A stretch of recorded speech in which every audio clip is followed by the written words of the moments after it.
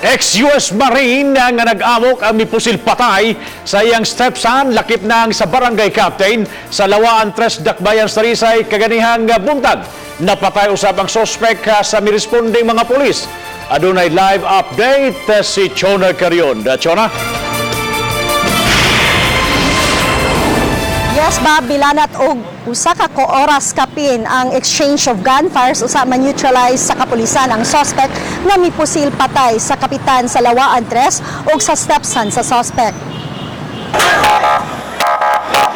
Nabulabog ang mga mulupyo sa San Jose Village, City of Bliss, Lawaan Tres sa Dakbayan sa Talisay. Kinihuman gipusil patay si Lawaan Tres Barangay Kapitan Jimmy Bartilic ug Jed Ibanez, empleyado sa Talisay City Hall. Ang suspect mao si Dean Torrefranca, stepfather ni Jed Ibanez. Si Torrefranca kinsa usa ka ex-US Marines. Inaymutahan nakigpinusilay sa kapulisan. Gingong armado siya sa AK-47 ug M4.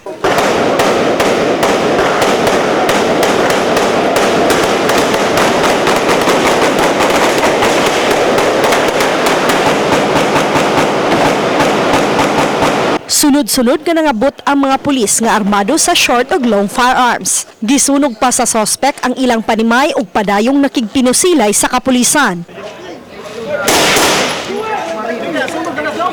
Sa pakisusi sa kapulisan, giingong gihusay ni Kapitan Bartilic sila si Torrefranca ug Ibanez kay wa magkasinabot kabahin sa kabtangan ug katigayunan. Ang suspect ikaduhang bana ni kanhi Lawaan Tres Barangay Kapitan Delia Torrefranca kinsa mitaliwan na pipila ka buwan ang nakalabay ug tungod niini wa na nagsinabtanay ang duha sa katigayunan hinungdan nga gihusay sila sa kapitan. Miadto sa panimay ang kapitan ug si Jed aron unta paablihan ang vault nga dunay mga titulo sa yuta. Apan naguna na didto sa panimay ang suspect ug pag-abot gipamusil sila. Nakadagan ang uyuan ni Jed dihang nakabantay sa himuon sa suspect. Kung biganin na gikan ni barangay hall.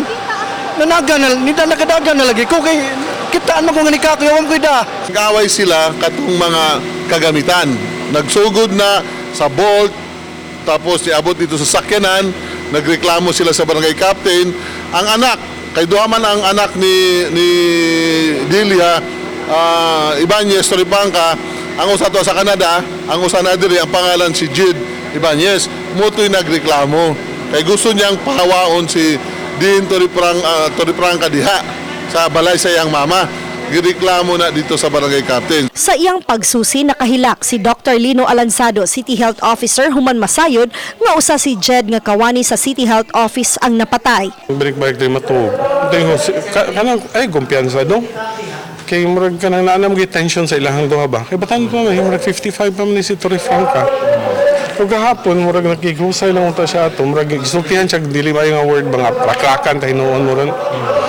So mura itong makighusay yung siya sa barangay about anang kuan ba grave threat man na. Human sa pipila ka oras na bantayan sa mga pulis nga wa na mo pabuto ang suspect. Didto na nila gisud ang panimay. Ilang nakit-an nga nagbuyod nga lawas ni Torrefranca nga naghayang ug nasunog na usab ang naong ug kamot niini. It so happen nga katong ahong gipistuhan mo putoy gipistuhan sa subject. Pero wa mi kabalo nga do na bay naigo didto unsa kay tungod sa sunog manggod nga aso ba. Samtang ang Talisay City Fire Station padayong mipasirit og tubig sa panimay aron kapugan ang pagkatap sa kayo. Usa-usab ka babay ang gidakop human nga namugos nga musud sa balay nga silingan sa suspect. Ayaw sa lagi. Nara diha akong ginikanan. Nabulabog ang mga mulupyo sa San Jose Village. Yes, Bob, gikonsidera ni Chief Superintendent Dibog Sinas ang PRO 7 Regional Director nga case closed na kini human sa kamatayon sa suspect na si Dean Torrefranca. Bob? John, pinakasamad o naangkon multiple gunshot wound na gato ni Torrefranca kay purbina daghan ng pulis ang miresponde niya to, nagpabuto silang armas di fuego. Sa pagkakaroon, Bob, wala pa'y masulti kung pila ka gunshot wounds kay ang sokora ang mo process. Sa habig sa kapulisan, why na samdan na ratatat man tong agi, Chona?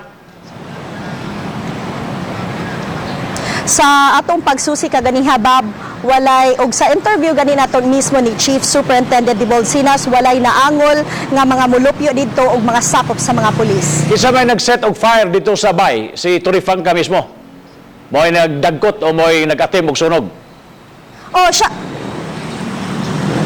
Yes, Bob, human niya gipusil kini si Lawaan 3 Barangay Kapitan Jimmy o katong iyang stepson Bob misuway pag mo na to nisaka siya sa second floor o giduslita nila ang ilang panimay. Og dito na siya nitago Bob og dito daw kuno siya nakigpinusilay sa kapulisan.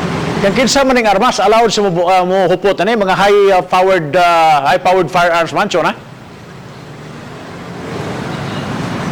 Ang pagtuo sa kapulisan Bob kay gumikan usaman siya ka ex-US Marine so nakahupot siya ning mga AK-47 even naa siya kompleto siya na siya vest naka full battle gear gid siya ni atong higayuna Bob. Thank you so much sa Chona Carrion sa imong live update.